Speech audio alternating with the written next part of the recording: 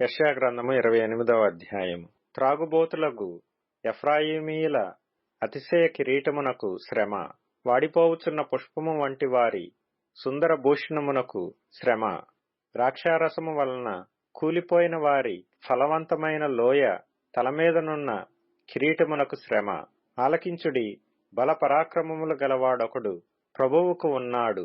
ప్రచండమైన వడగండ్లును, ప్రచండమైన జలముల ప్రవాహమును, ప్రచండమైన వరదయు కొట్టివేయునట్లు ఆయన తన బలము చేత పడద్రోయువాడు. త్రాగుబోతులగు ఎఫ్రాయిమీయుల అతిశయ కిరీటము కాళ్లతో త్రొక్కబడును. ఫలవంతమైన లోయ తలమీదనున్న వాడిపోవు పుష్పము వంటి దాని సుందర భూషణము.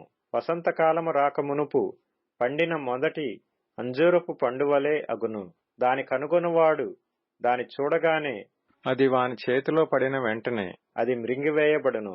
ఆ దినమున సైన్యములకధిపతియగు యెహోవా శేషించిన తన ప్రజలకు తానే భూషణ కిరీటముగా నుండును, సౌందర్యము గల మకుటముగా నుండును. ఆయన న్యాయపీఠము మీద కూర్చుండు వారికి తీర్పు తీర్చ నేర్పు ఆత్మగాను, గుమ్మమునొద్ద యుద్ధమును పారగొట్టు వారికి పరాక్రమము పుట్టించువాడుగాను ఉండును. అయితే వీరును ద్రాక్షారసము వలన సొక్కి సోలుదురు, మద్యము వలన తత్తరపడుదురు. యాజకులేమి, ప్రవక్తలేమి అందరును మద్యము వలన సొక్కి సోలుదురు. ద్రాక్షారసము వారిని మృంగివేయుచున్నది, మద్యము వలన తత్తరపడుచున్నారు. దర్శనము కలుగునప్పుడు సోలుదురు, తీర్పు తీర్చు కాలమున తత్తరపడుదురు. వారి భోజనపు బల్లలన్నీయు వాంతితోనూ కల్మషములతోనూ నిండియున్నవి. అవి లేని చోటు లేదు. వాడు ఎవరికి విద్య నేర్పును, ఎవరికి వర్తమానము తెలియజేయును? తల్లిపాలు విడిచిన వారిక, చన్ను విడిచిన వారిక? ఆజ్ఞ వెంబడి ఆజ్ఞ, ఆజ్ఞ వెంబడి ఆజ్ఞ, సూత్రము వెంబడి సూత్రము, సూత్రము వెంబడి సూత్రము, కొంత ఇచ్చట కొంత అచ్చట చెప్పుచున్నాడని వారనుకొందురు. నిజమే, అలసిన వానికి నెమ్మది కలుగజేయుడి, ఇదే నెమ్మది, ఇదే విశ్రాంతి అని చెప్పినవాడు నత్తివారి పెదవుల చేతను అన్యభాషతోనూ ఈ జనులతో మాట్లాడుచున్నాడు. అయినను వారు విననొల్లరైరి. కావున వారు వెళ్లి వెనుకకు మొగ్గి విరుగబడి చిక్కుబడి పట్టబడునట్లు ఆజ్ఞ వెంబడి ఆజ్ఞ, ఆజ్ఞ వెంబడి ఆజ్ఞ, సూత్రము వెంబడి సూత్రము, సూత్రము వెంబడి సూత్రము, కొంత ఇచ్చట కొంత అచ్చట యెహోవా వాక్యము మీకు వచ్చును. కాబట్టి యెరూషలేములోనున్న ఈ జనులను ఏలు అపహాసకులారా, యెహోవా వాక్యము వినుడి. మేము మరణముతో నిబంధన చేసుకొంటిమి, పాతాళముతో ఏకమైతిమి. ఉపద్రవము ప్రవాహము వలె వడిగా దాటునప్పుడు అది మా యొద్దకు రాదు. అబద్ధములను మాకు ఆశ్రయముగా చేసుకొంటిమి, మాయ క్రింద దాగియున్నాము అని మీరు చెప్పుకొనుచున్నారే. ప్రభువగు యెహోవా ఇలాగను సెలవిచ్చుచున్నాడు: సియోనులో పునాదిగా రాతిని వేసిన వాడను నేనే. అది పరిశోధింపబడిన రాయి, అమూల్యమైన తలరాయి, బహుస్థిరమైన పునాది అయిన మూలరాయి అయి ఉన్నది. విశ్వసించువాడు కలవరపడడు.